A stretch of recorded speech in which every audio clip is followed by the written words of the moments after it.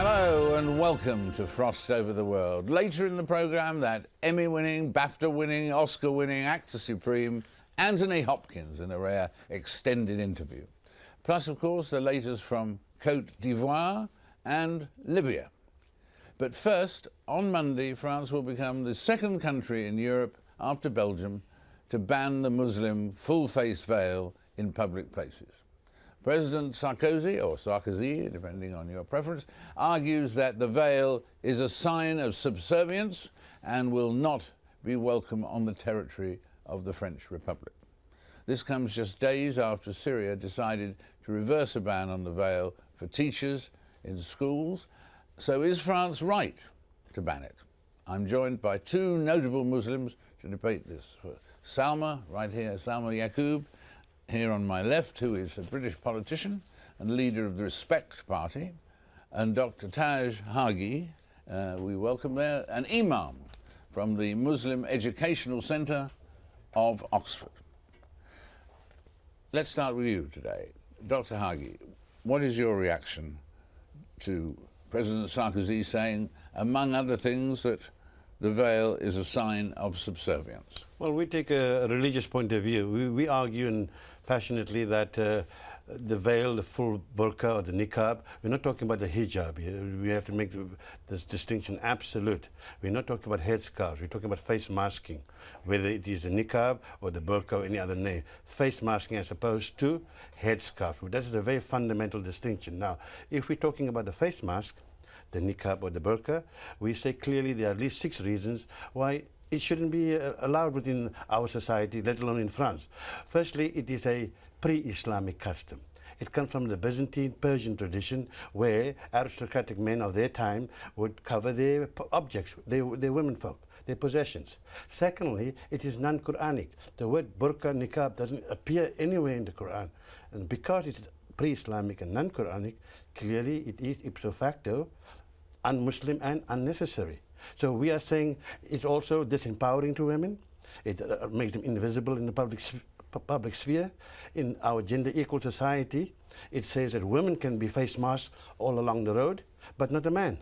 Right, we'll come back to the rest of the points you're going to make in a moment, but while we have them in our minds at the moment, let's put what we've heard so far to you, Salma. Well, I would say you can have your own reaction to women covering their faces or indeed any part of their bodies. But what I take exception to is a state law being brought in to tell women what they can wear and what they can't wear. Many people, I believe, rightly criticise countries like Saudi Arabia and Iran, where women don't have a choice. They're told you have to wear the chador or the burqa in public. And that is taking away the dignity of choice, in my opinion. And now I see the mirror image of that happening in France, where women are told, if you choose to cover up, actually you can't. Indeed, you are now a criminal. So this is taking away the freedom of choice, which I think is fundamental. I think it's what is precious in countries like in England and indeed in other European countries. And that fundamental human right is now attacked. And I think actually it's quite a cowardly and bullying gesture. They will talk about it in terms of freedom for women, but the real context of Sarkozy doing this is the fact that his opinion poll ratings are very low. The National Front, the far right in France, has gained quite significant gains. And so this is about them trying to reclaim the ground of the extremists. And it's just a pandering and a race to the bottom. This is not about emancipation. And I think we have to be upfront about the real context and the real agenda here. And it's not about emancipation. Why is it not at all? Because emancipation is about people determining their own course in their life.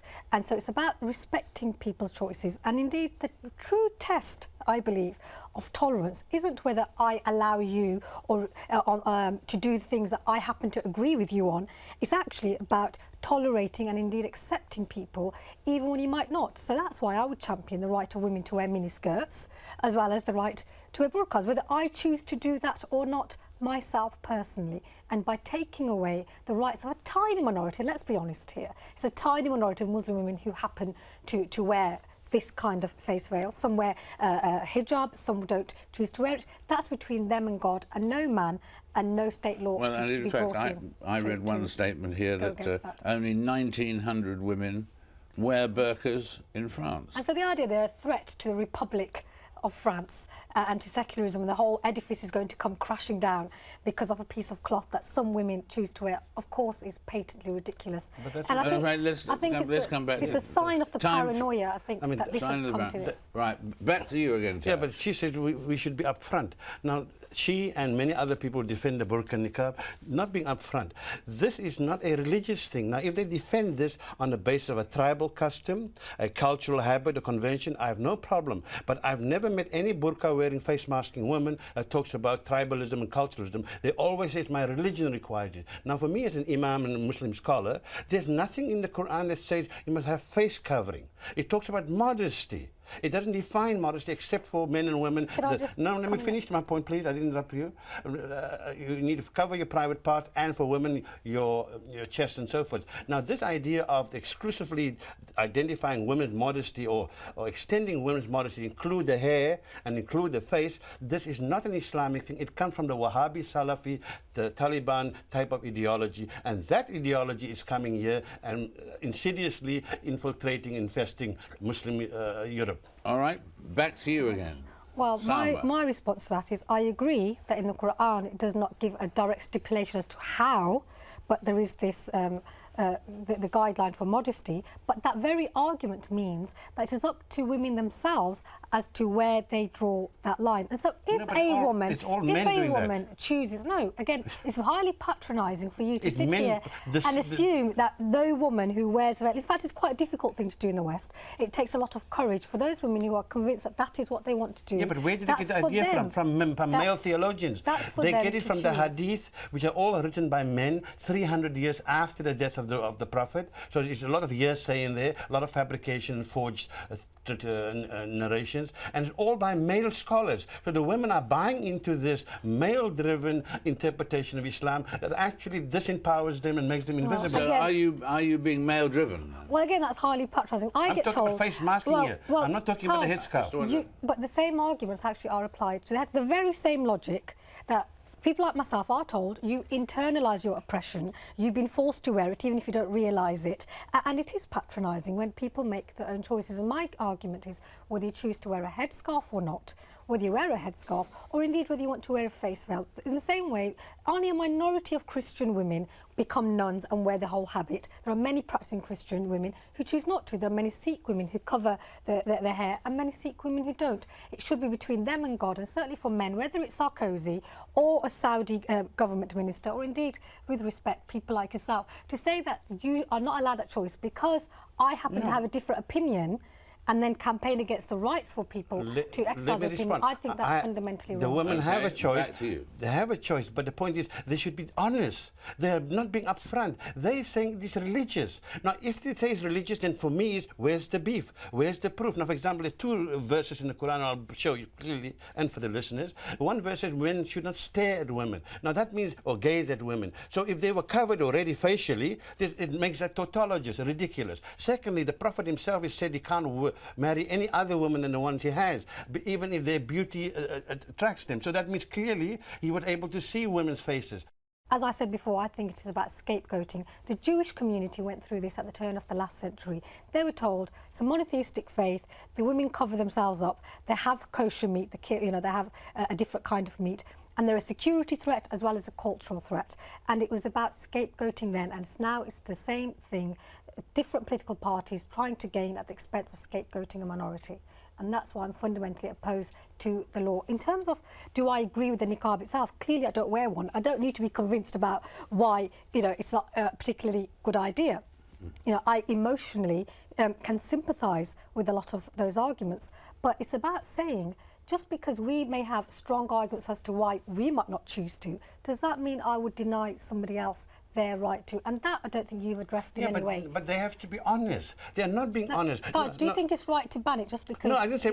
Did I call for banning? What I'm saying, for example, the Muslims are not the ones who wear the hijab, the niqab and the burqa. They are not being honest. They always say it is my religious requirement. And then, as a Muslim scholar, I asked them, please, here's the Quran. Show me. There's no proof. So I'm not against people wearing this tribal habit, this cultural rag, because that's what it is. It's nothing. In fact, tomorrow evening we're having a big BBC event, and it doesn't stand for the British Broadcasting Corporation. It's for the burning of the burqa celebration. We are burning the burqas tomorrow evening as an indication of how we are disdainful and disgusted by the Saudi practice, this Taliban custom that has now infested Britain. But isn't that a mistake in terms of sensationalism? Yeah. Perhaps, No, perhaps it's hurting people? No, because Muslims are quick to burn books, Salman Rushdie. They're quick to burn flags. They're quick to burn... Are you proud to be in that tradition now?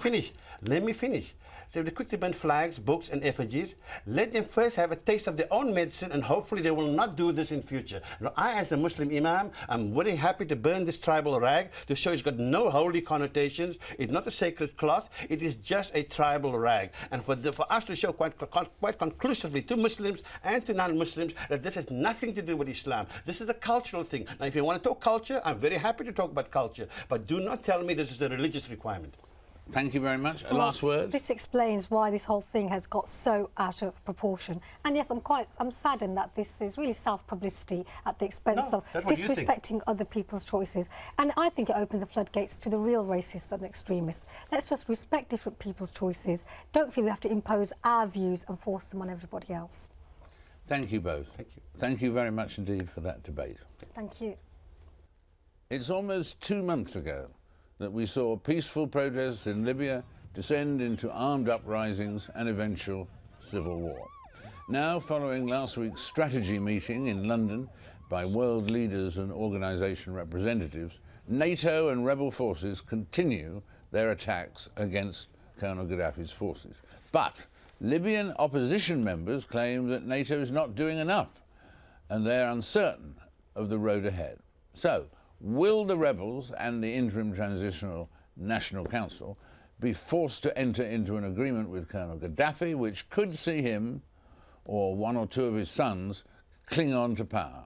Or will he eventually be brought down and democracy introduced? And how long could all of this take? Well, we may not get through all of that, but we're going to have a good go there, because we're in the studio now with Guma El Gamaty, the British coordinator for the Interim Transitional National Council for Libya, or the ITNC for short, if that's simpler, or you can use whichever you like there. Welcome, Guma, to have you with us. It's a great joy. There's news today that of a Turkish potential peace plan. What do you make of that?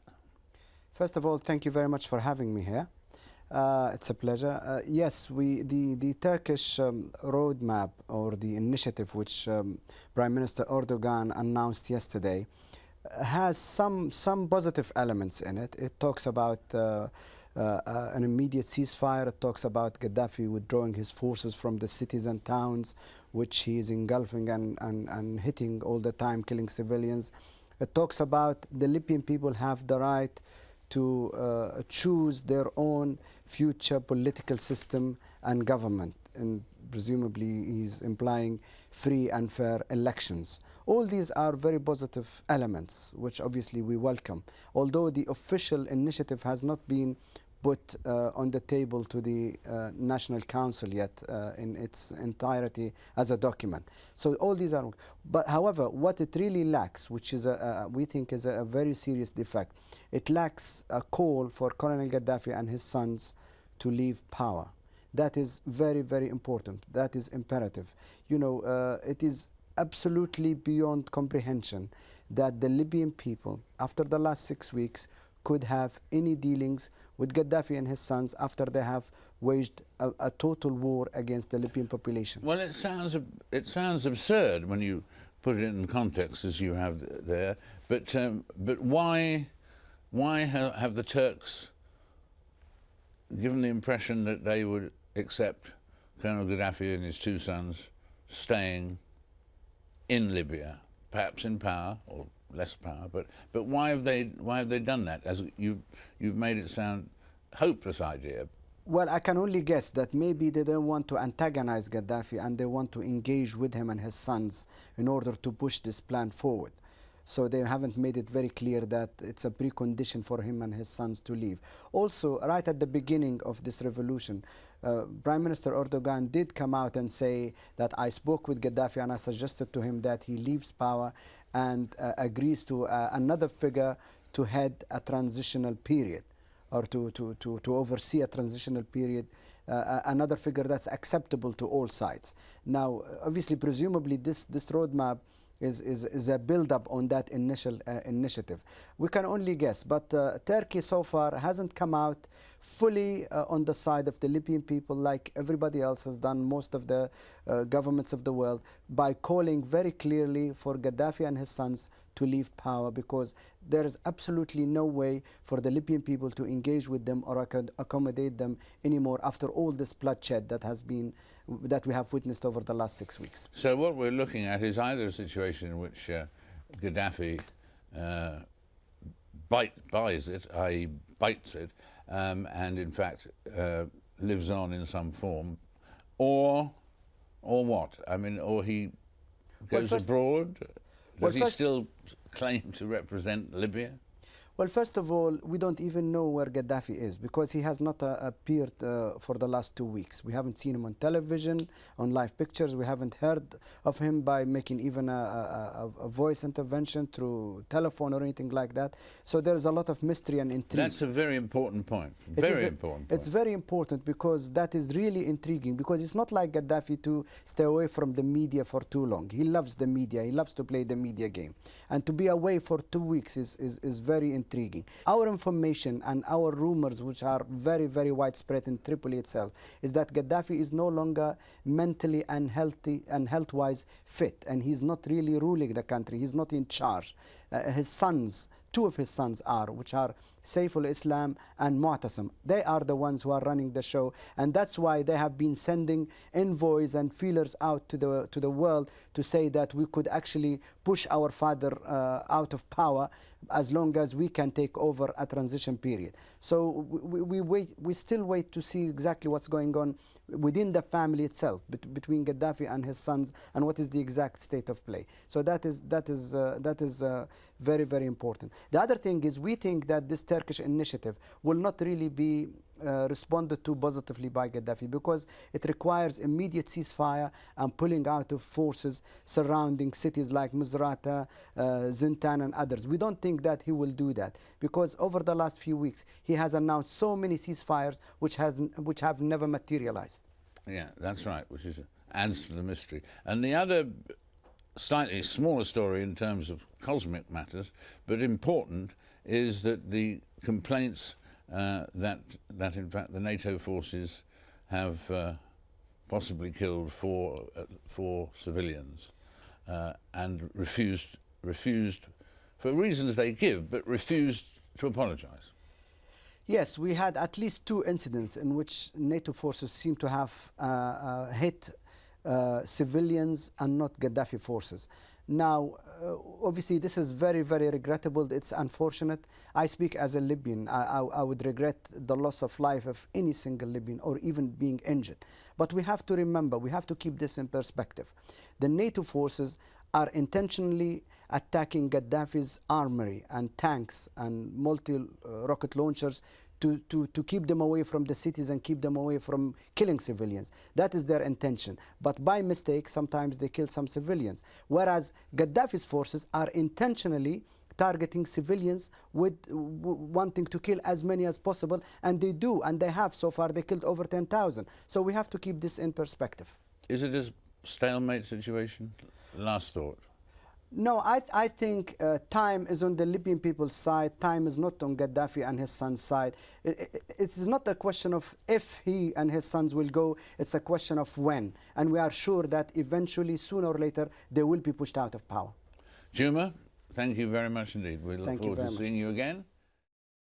Well, now, as we heard a little earlier from Juma and so on, the so-called Arab Spring has reached a bit of a lacuna, a bit of a blockage in Libya, and perhaps also Syria, Yemen and Bahrain. So where else should the autocratic leaders fear for their jobs? Are the events in Cote d'Ivoire a taster of things to come for African despots. Could we be in for an African summer? Who better to tell us than that regular guest of ours, Knox Chitiyo. Welcome back. Thank you, Sir David. Good to have you here. He's from the Royal United Services Institute, of course. What about the reason for the relative levels of the different Western reactions to, on the one hand, the Ivory Coast and then in Libya, etc. The difference. Some people say it's because Libya has oil and Bagbo doesn't.